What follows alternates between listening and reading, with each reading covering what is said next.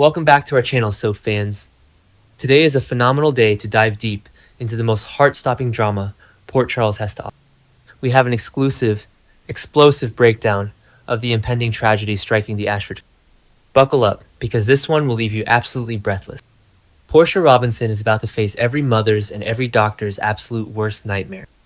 A solitary, agonizing labor on her living room floor turns into a desperate, bloody fight for survival, ending with a catastrophic medical diagnosis that will completely shatter her world. And the man who steps in to save her newborn's life? The very man her ex-husband Curtis Ashford brutally assaulted. The impending drama kicks off with a scene of pure, unadulterated terror. Portia Robinson is completely alone in her house, the silence broken only by her own agonizing. Following a vicious, high-stress confrontation with Jordan Ashford, Portia's body reaches its breaking point. The stress triggers sudden, violent, and premature contraction. This is not a slow, gradual buildup. This is an explosive, rapid-fire onset of active labor that leaves Portia entirely incapacitated.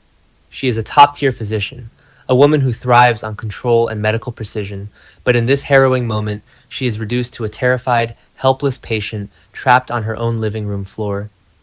The physical toll of this solitary nightmare is excruciating.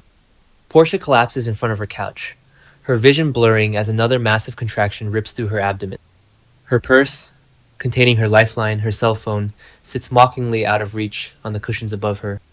She desperately drags herself across the hardwood floor, her fingers clawing at the fabric of the sofa, but the pain is too blinding. She manages to pull down a few towels in her doctor's bag, but she knows deep down it is not enough. The baby is coming right now, and she is entirely unequipped to handle a high-risk, premature delivery without a medical team. The sheer panic sets in as she realizes she might lose her child before it even takes its first breath. Just as the darkness threatens to pull Portia under, the front door bursts open. Enter Isaiah Gannon.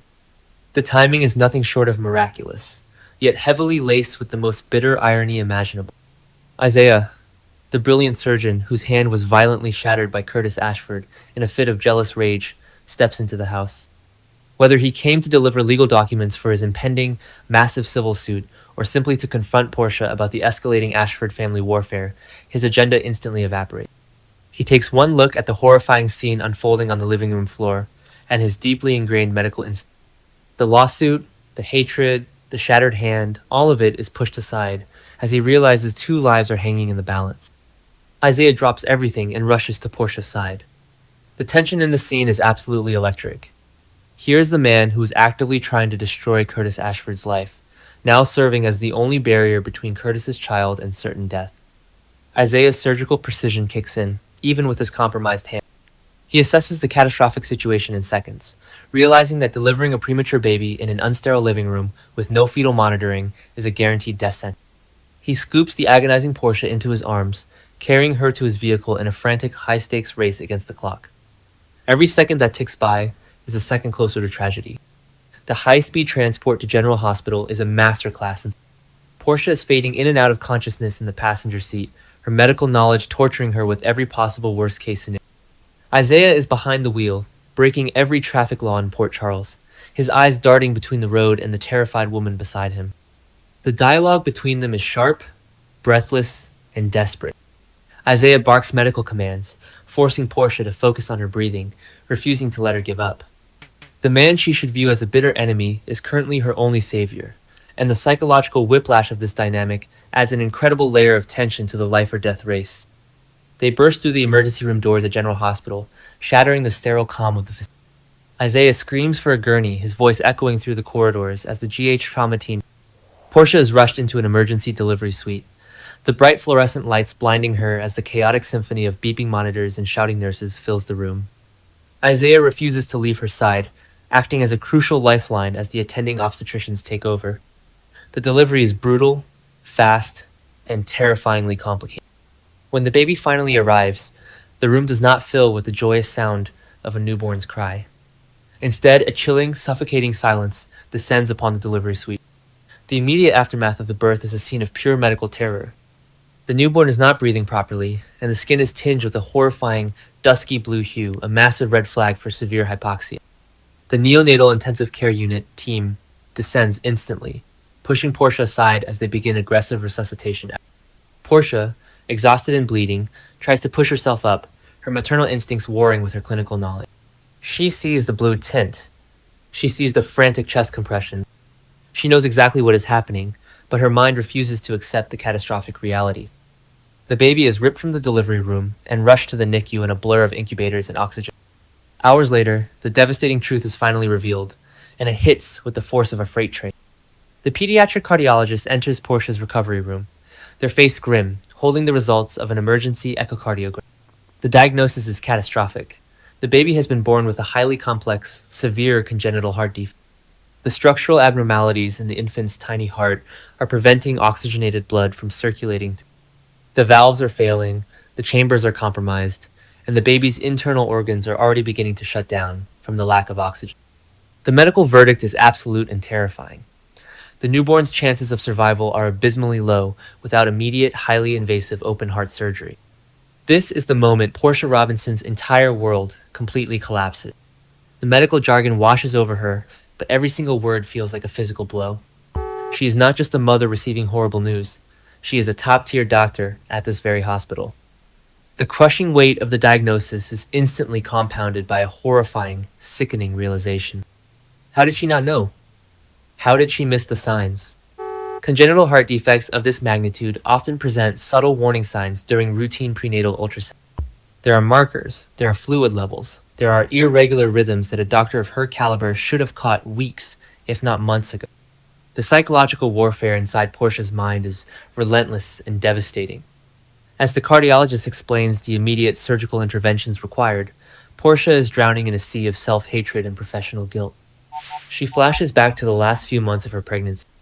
What was she doing when she should have been monitoring her high-risk pregnancy? She was fighting. She was consumed by the toxic, never-ending feud between Curtis and Jordan.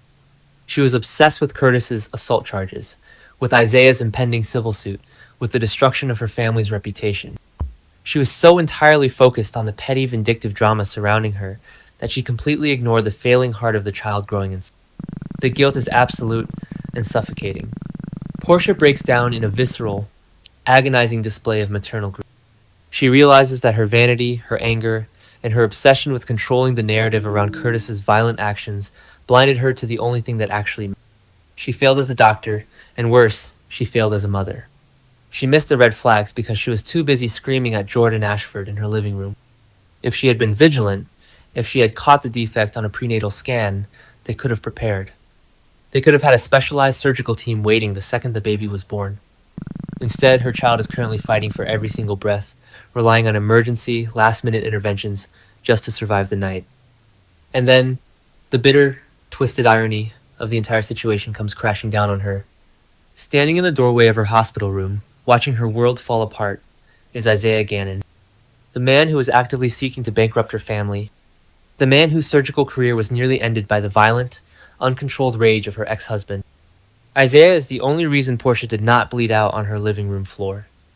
Isaiah is the only reason her baby made it to the hospital in time to even have a fighting chance. If Isaiah had not walked through that door, both mother and child would be. Portia is trapped in a vicious, inescapable vortex of guilt and bitter gratitude. How can she look at Isaiah and see an enemy when he just played the role of her guardian angel? The emotional complexity of this dynamic is off the charts. Isaiah saved the child of the man who destroyed his hand. He put aside his vengeance, his lawsuit, and his hatred to uphold his oath as a doctor and his morality as a human. Portia owes him a debt she can never, ever repay, yet this very same man holds the power to completely destroy Curtis's freedom and financial future in a court of law. The paradox is maddening, leaving Portia emotionally paralyzed as she stares at the man she is supposed to hate.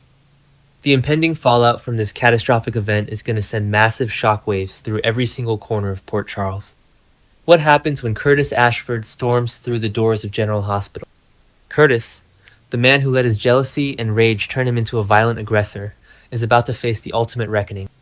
He will arrive expecting to celebrate the birth of his child, only to be hit with the devastating reality that his newborn is fighting a losing battle against a failing heart.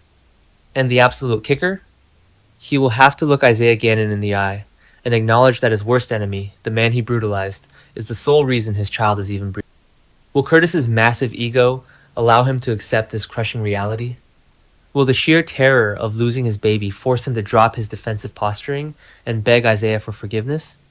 Or will the tension between the two men explode right there in the neonatal intensive care unit, adding even more toxic stress to an already horrific situation? Curtis's impending trial and the massive civil suit are now inextricably linked to the survival of this fragile newborn.